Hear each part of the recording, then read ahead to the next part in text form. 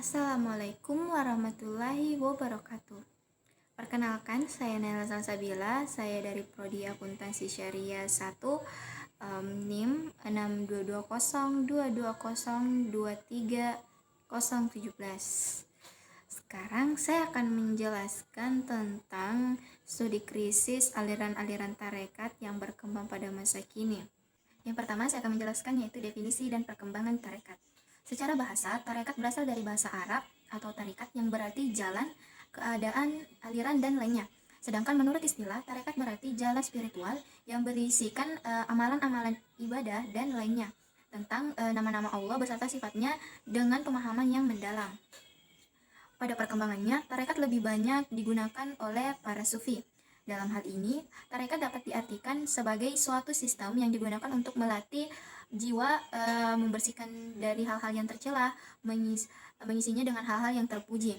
Dengan cara senantiasa ingat kepada Allah dengan penuh pengharapan. Perkataan tarekat lebih dikenal daripada tasawuf, khususnya bagi orang-orang awam. Nah, selanjutnya tarekat Qadariyah merupakan tarekat tertua yang didirikan oleh seorang waliullah yaitu Syekh Abdul Qadir Al-Jaini. Beliau memerintahkan kepada muridnya agar senantiasa berzikir setiap siang dan malam hari, serta setiap setelah sholat 5 waktu. Pelajaran pada tarekat Qadariyah ini sama seperti pelajaran agama Islam pada umumnya. Hanya saja, mereka lebih memastikan kasih sayang terhadap seluruh makhluk, rendah hati, dan menghindari fanatisme. Selanjutnya tarekat Rifaiyah didirikan oleh Syekh Ahmad Al-Rifai dengan prinsip utamanya adalah mengajak umat Islam untuk beriman dan mengikuti sunnah Rasul, menjaga rukun Islam, berperan kepada hak yang meninggalkan yang batil. Tarekat Rifaiyah cenderung memastikan sifat yang fanatik serta para pengikutnya dapat melakukan hal-hal yang berhubungan di luar nalar seperti makan pecahan beling dan berjalan di atas bara api yang menyala. Selain itu, salah satu identitas dari keberadaan tarekat ini adalah ditandai dengan penggunaan rebana dalam wiridnya yang diikuti dengan tarian dan diiringi pemain debus, yaitu penikmat diri dengan sepotong senjata tajam yang diiringi dengan zikir-zikir tertentu dalam ihwal tarekatnya. Selanjutnya, tarekat Tijaniyah.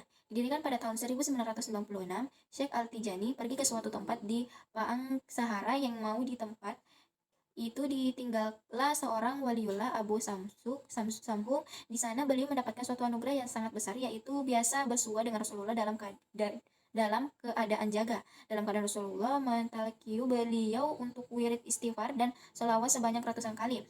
Kemudian mentalkikan wirid tersebut kepada umat manusia yang kemudian setelah 4 tahun beliau wirid tersebut disempurnakan oleh Rasulullah dengan lafaz La ilaha illallah. Tarekat Hadadiyah. Biasanya zikir ini dibaca sehabis maghrib ataupun sehabis isya. Beliau banyak merangang kitab dalam bidang tasawuf. Salah satunya adalah Nasai al-Diniyah dan lainnya. Peran Haddad dalam mempopulerkan tarekat Alawiyah menjadi cikal bakal lahirnya tarekat Hadadiyah.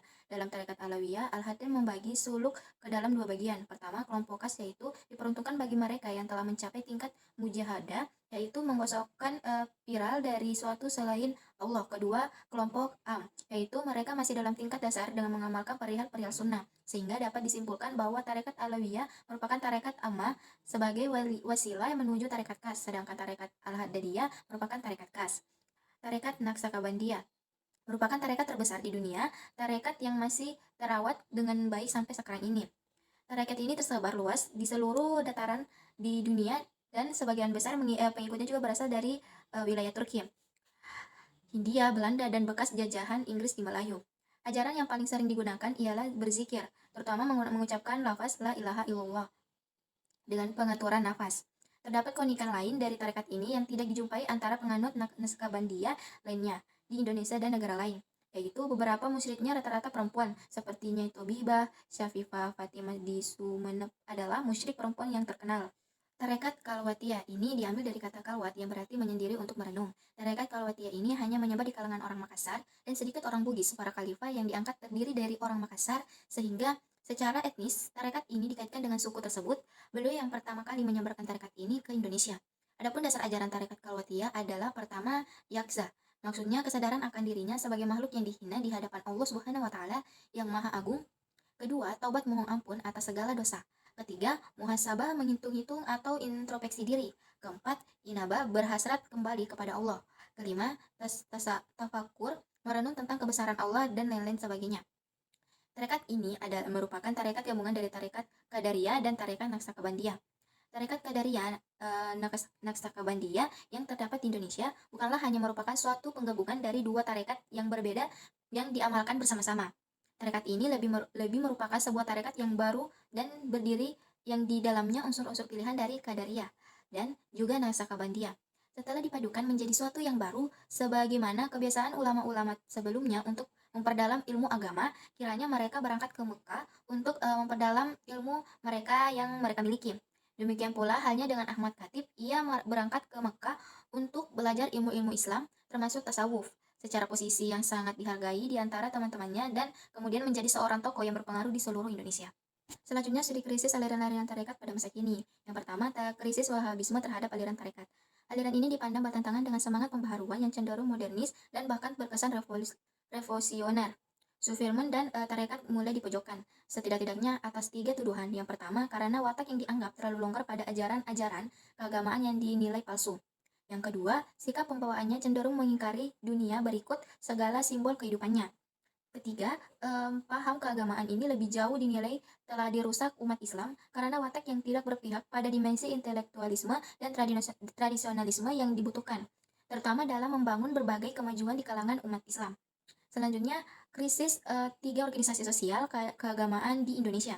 Yang pertama, pengikut Persatuan Islam atau PERSIS. Istilahnya adalah sekelompok masyarakat muslim yang relatif paling keras menentang keberadaan tasawuf dan tarekat. Mereka mengatakan bahwa kedua ibadah tersebut merupakan bukti menyimpang dari ajaran Islam yang dicontohkan Nabi Muhammad SAW. Sedangkan Muhammadiyah menganggap tasawuf dan tarekat sebagai penghalang bagi kemajuan umat Islam, terutama dalam ikhtiar mengajar ketertinggalannya dari umat lain. Menurutnya, kontemplasi dapat menyebabkan seorang pengikut tarekat menjadi lemah dan dalam berusaha dan beramal saleh.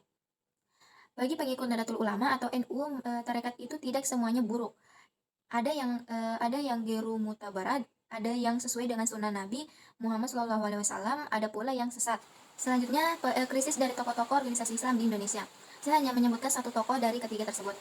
Pemikiran dari Hashid tentang tarekat sangatlah moderat. Beliau tidak segan-segan mengkritik tarekat yang pengalamannya menyalahi prinsip ajaran tasawuf itu sendiri.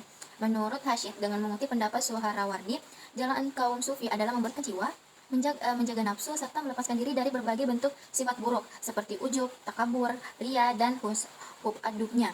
Selain itu, menjalin budi pekerti yang bersifat kerohanian seperti ikhlas, tawakal, memperkenankan hati kepada orang lain, dan setiap kewajiban ridho, serta memperoleh ma'rifat dari Allah Subhanahu wa Ta'ala. Kesimpulan dari saya, aliran tarekat yang lahir dari kalangan para ulama sufi sangatlah banyak. Di antaranya adalah tarekat Qadariyah, tarekat Hadariyah, tarekat Naqsabandiyah, tarekat Qadariyah Naqsabandiyah, tarekat Tijaniyah, tarekat Kalawatiyah, tarekat Rifaiyah, dan lainnya. Sedangkan studi aliran terhadap aliran-aliran tarekat yang berkembang hingga sekarang adalah ada 3, yaitu krisis Wahabisme terhadap aliran tarekat, krisis 3 organisasi keagamaan di Indonesia, dan yang terakhir krisis dari tokoh-tokoh organisasi Islam di Indonesia. Hanya itu yang bisa saya sampaikan. Bila ada kesalahan mohon dimaafkan. Billahi taufiq wal hidayah. Wassalamualaikum warahmatullahi wabarakatuh.